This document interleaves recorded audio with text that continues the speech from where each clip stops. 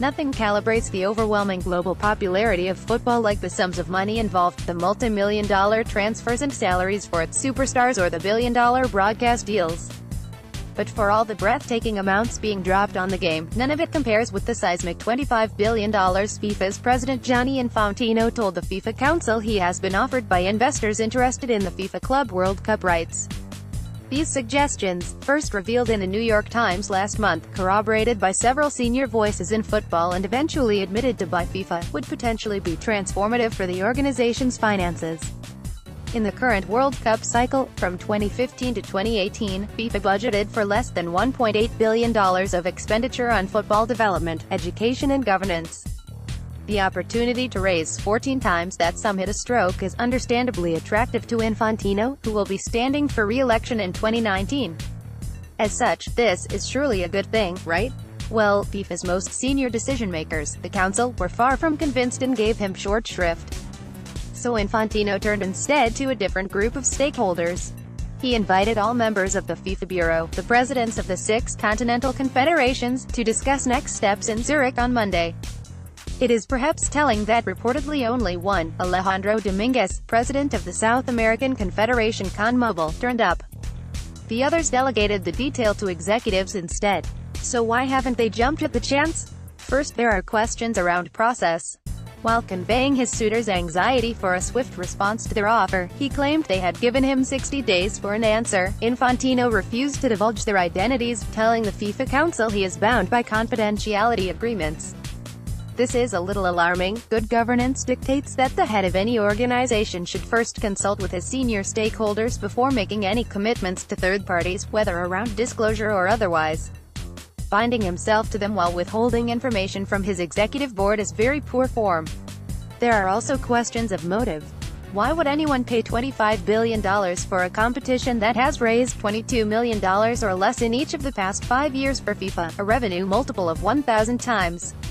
Although the Financial Times has reported that SoftBank, the deep-pocketed, tech-investing Japanese bank, is among the entities in the consortium Infantino is talking to, the Club World Cup would never provide anything approaching a return on investment under its current structure.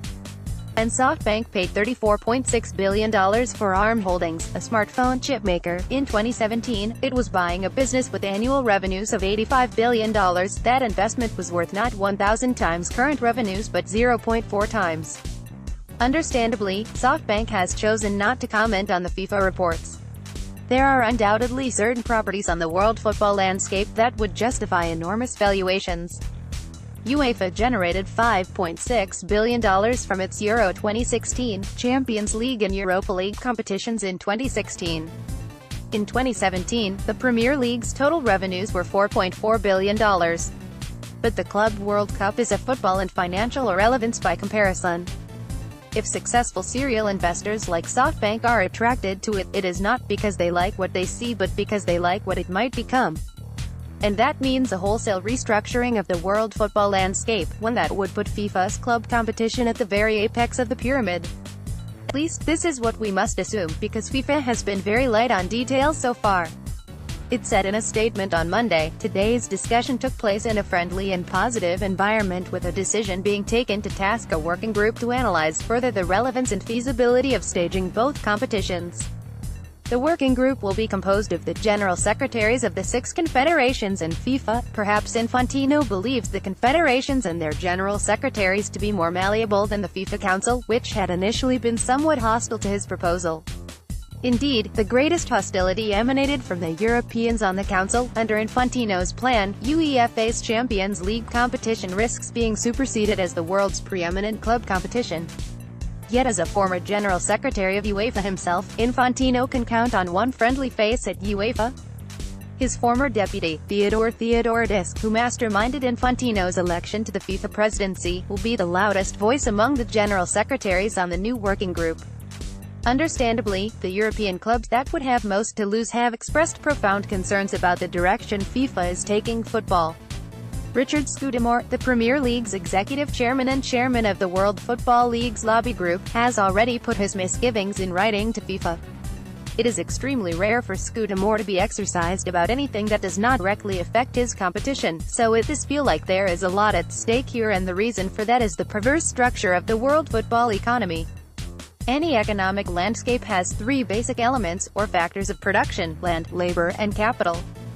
In football, the labor element consists of the players, the capital comes from broadcasters and sponsors, while the land resides in the clubs and their stadiums.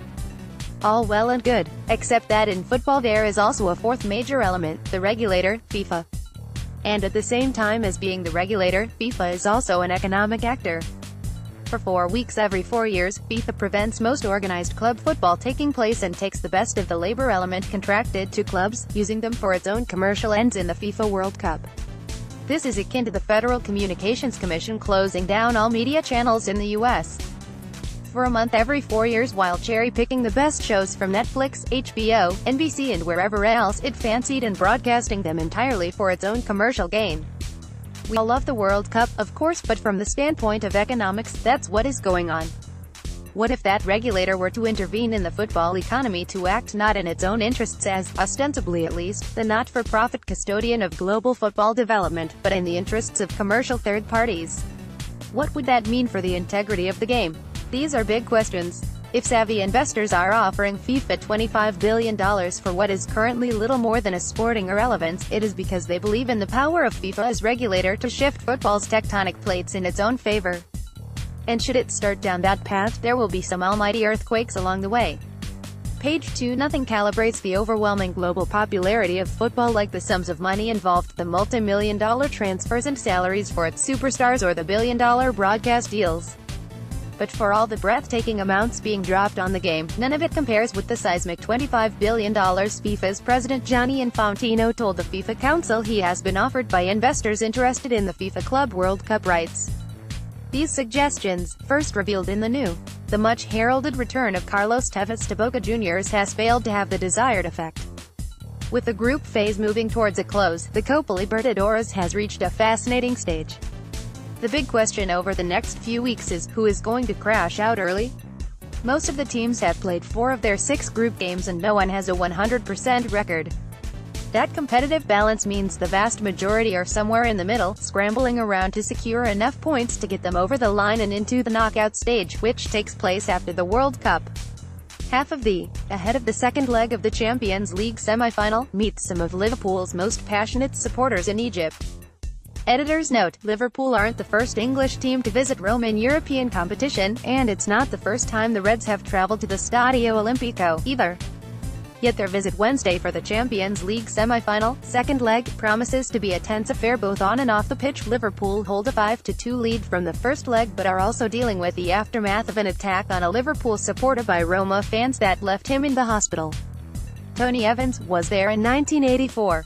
Manchester City have wrapped up the Premier League title with a month to spare. It was the first thing to be decided this season, but there's still lots to play for in the remaining weeks.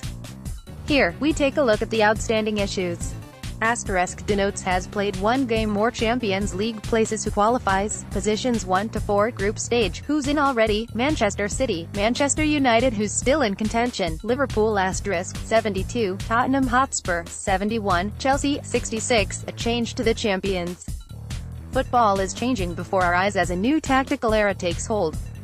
Top-class football is changing before our eyes. Liverpool's 5-2 rout of Roma in the first leg of their Champions League semi-final merely confirmed it. The game is moving into a new tactical era. Attacking pressing is becoming so rapid that it should probably be called storming. That is why we are seeing so many big wins in big games. And it's also why we're seeing managers such as Jose Mourinho struggling to adjust. More on that below. Liverpool are only the most. Barcelona and Celtic wrapped up their league titles. Napoli's Scudetto hopes hit a massive hurdle, and more in this week's In Case You Missed It. ESPN FC's global editorial desks nominate their top weekend performers. Lionel Messi's hat-trick and Barcelona's title-clinching victory tops this week's edition. 1. Lionel Messi, Barcelona. Why he's here. Messi has been the star of Barcelona's season, and once again he delivered, netting a hat-trick in Sunday's 4-2 win at Deportivo La Coruña that saw the Catalan club clinch their 7th La Liga crown in the past 10 years. 2. Giovanni Simeone, Fiorentina. Why he's here. The son of Atletico